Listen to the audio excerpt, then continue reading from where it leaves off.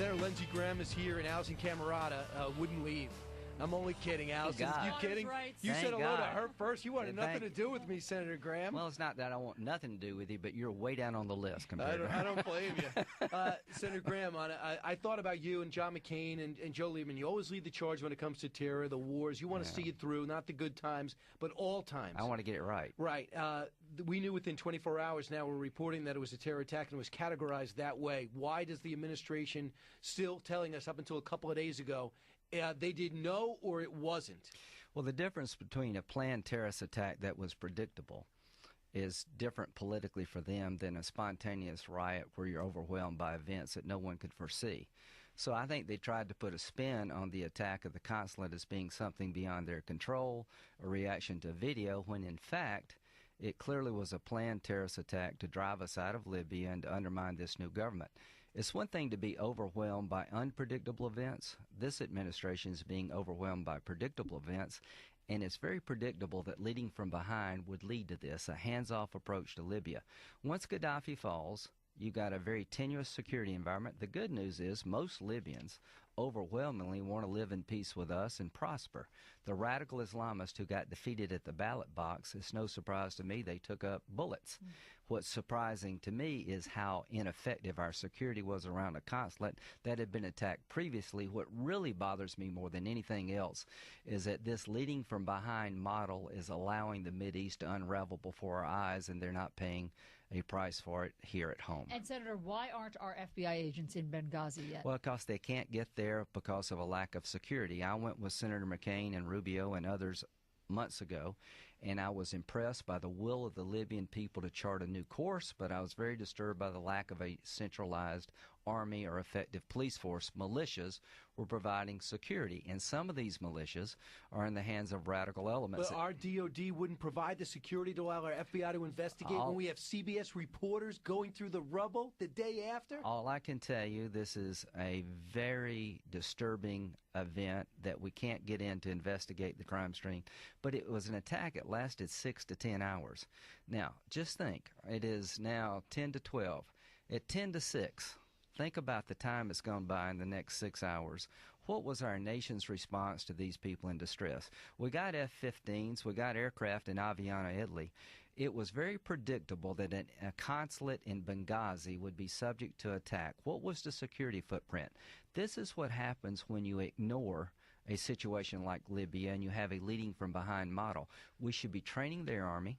We should be helping them provide security because Libya could be a good ally. But this president needs to be held accountable for his actions as commander-in-chief and for his foreign policy choices. What happened in Libya, look at the diary. They knew it was coming. The 7-page diary recovered by a CNN reporter. Nobody really at the top level of this administration understands the Arab Spring, and all they want to do is leave the region because people are war-weary at home.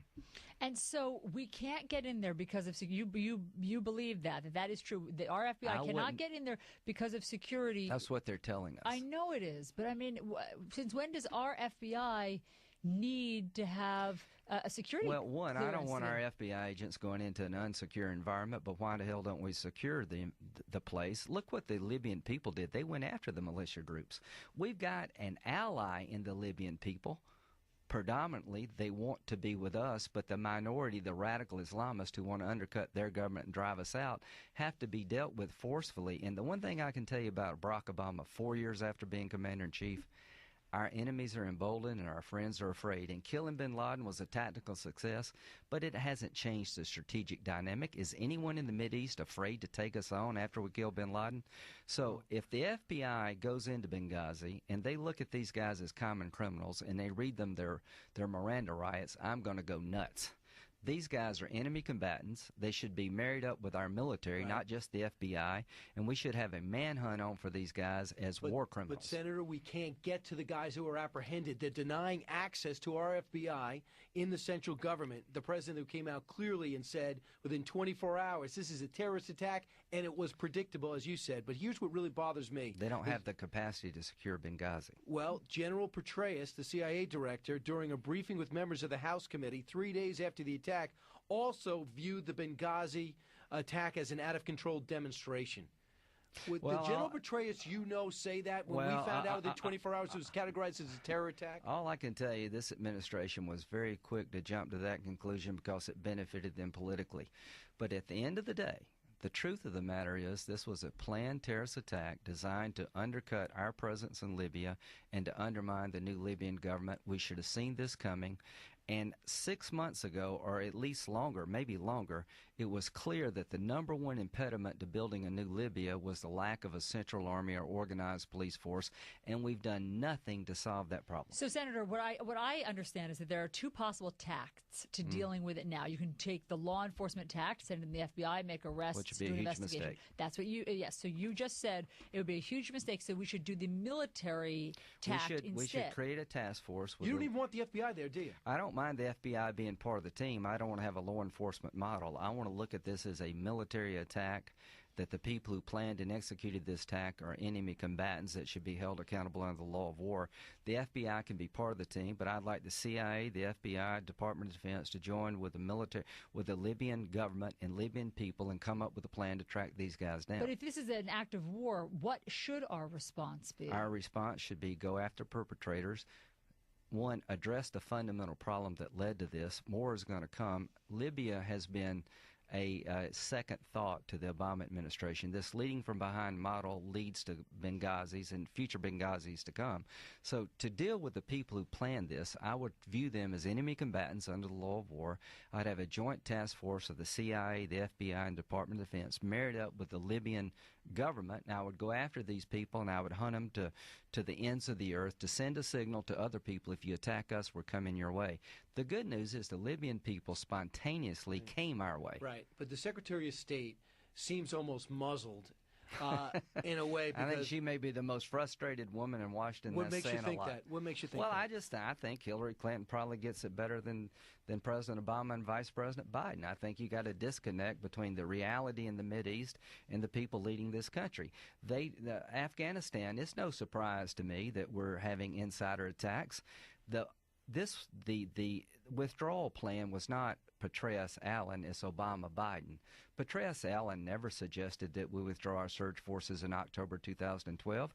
The Taliban know if this partnership works between us and the Afghans, their hopes and dreams are over, so they're trying to break the partnership and they're working. apart. It's working. Well, General Allen said if you go the way Obama-Biden proposed, which is withdrawal by 2012 rather than wait to 2014, the surge forces, you're running high risk.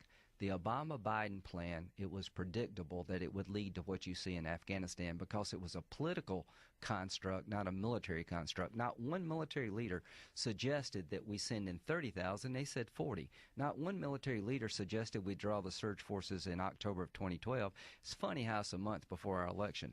So the military leadership was undercut by the political decisions of President Obama and Biden, and now you see the results. The training program is compromised because we don't have the right construct.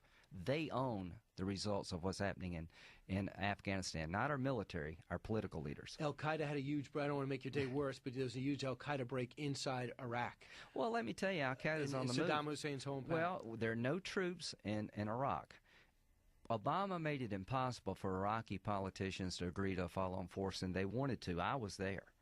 Maliki wanted to, the Kurds and the Sunnis wanted to, but sending the agreement to Parliament was a death blow. Senator, I read Bob Woodward's book. He says you walked into President Obama's office and said, "Can you believe this has happened to you?" He had hopes he could work with you. You had hopes to work with him. What happened? I think the president just can't pull the trigger on big deals. I mean, you're going to have to tell your base at times, I'm sorry, we can't go there. The president is a very indecisive person. He's a well-meaning man. He got the Nobel Peace Prize for not being Bush. He thinks he can charm everybody in the world, and you just can't do that. He doesn't have a vision of an exceptional America at a time when the world needs an exceptional America. So leadership.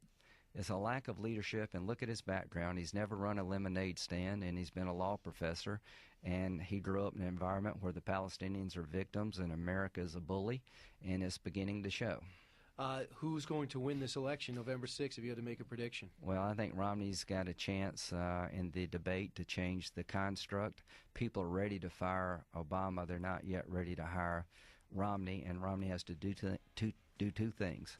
indict the president for failed leadership economically and foreign policy-wise in the cases there to be made, and humanize himself. And people ask me, how would you humanize Mitt Romney? I would say, I am who I am.